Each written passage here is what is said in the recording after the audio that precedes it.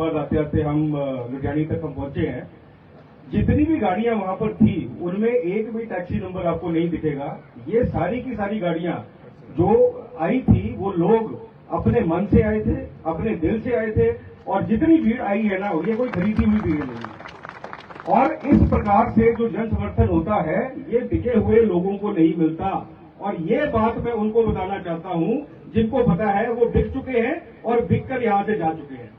और आज से लगभग 2-2.5 महीने पहले जो ये खेल चला, हम उस समय विधानसभा के अंदर ही थे, मैं और नीरज हम साथ साथ ही बैठते हैं।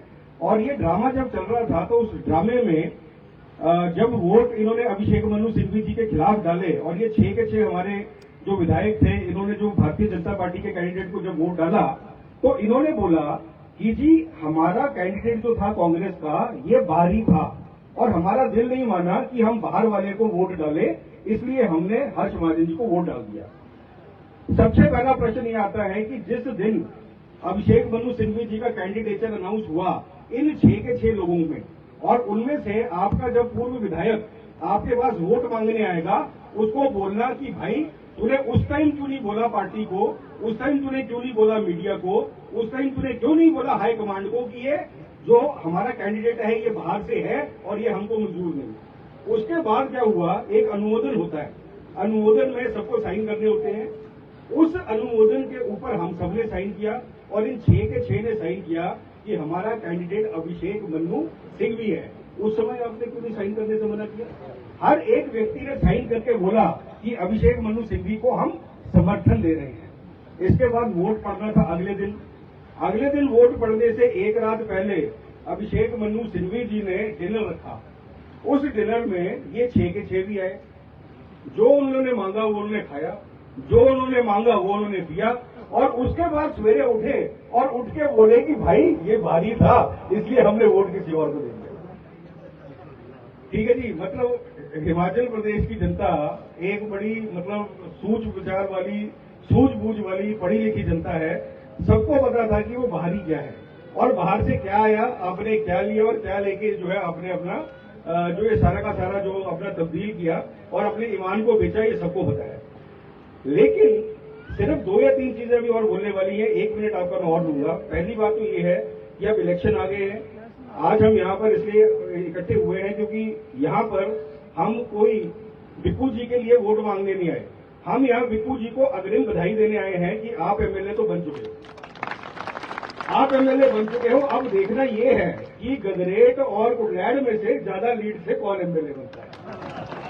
ये ऊना की सीटें जो हमारी उप मुख्यमंत्री जी श्री मुकेश अग्निहोत्री जी और उसके ऊपर जो हमारे आदरणीय माननीय और एकदम सम्मानीय जो हमारे मुख्यमंत्री ठाकुर सुखविंदर सिंह सुक्खू जी हैं, ये हमीरपुर पार्लियामेंट्री की सीटें हैं। इन दोनों सीटों का, क्योंकि गगरेट मेरे कॉन्स्टिट्यूएंसी के पास रहती है, कुटलैड हम सारा फीडबैक हम ले चुके हैं, ये दोनों सीटें जीत रहे हैं। सिर्फ अब देखने की बात ये रह गई है कि लीड बिप्पू जी की ज्यादा होती है या लीड जो है हमारे कालिया जी की ज्यादा होती है। तो ये चैलेंज इनके लिए नहीं है, चैलेंज अब आपके लिए है कि आप किसको ज्यादा जो है माध्यम से दिखाते हैं।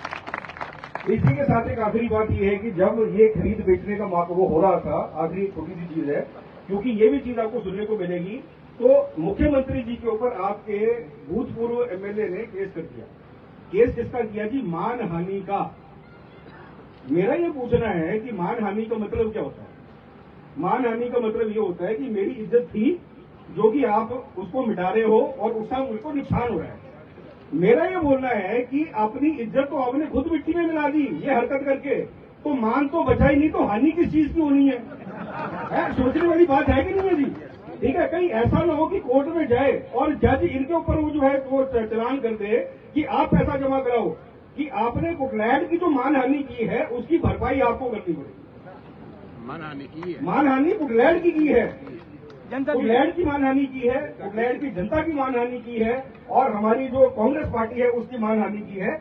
हमारे विश्वास का घात किया है और इसका सजा जो है इनको मिल चुकी है। सिर्फ ये देखना है कि मार्जिन कितना होता है और मार्जिन दिलाना, ये सब मैं आपके विवेक के ऊपर मैं छोड़ता हूं और आपके विवेक के ऊपर छोड़ता हूं और आपके साथ में विवेक जी को भी यहीं पे छोड़ता हूं और साथ ही के साथ उनको मैं आमंत्रित करता हूं मंच पर, क्योंकि आप विवेक को सुनने आए हैं। आपका बच्चा है, आपका भाई है, आपका भतीजा है। पूरी परिवार ने इतने सालों से जो है सेवा की है। जो इनका धैर्य था, जो इनका संयम था और जो विश्वास था पार्टी के प्रति, उसका आज इनको जो है वो जो इनको सम्मान मिला है। और इसको मैं जानता हूं कि एक बार जब ये एमएलए बन जाएंगे तो कुटलैड़ की जनता अगले काफी सालों के लिए निश्चित हो जाए कि आपका काम का जो राखा जिसको बोलते हैं, कस्टोडियन जिसको कहते हैं, वो आपको मिल चुका है। विवेक भाई।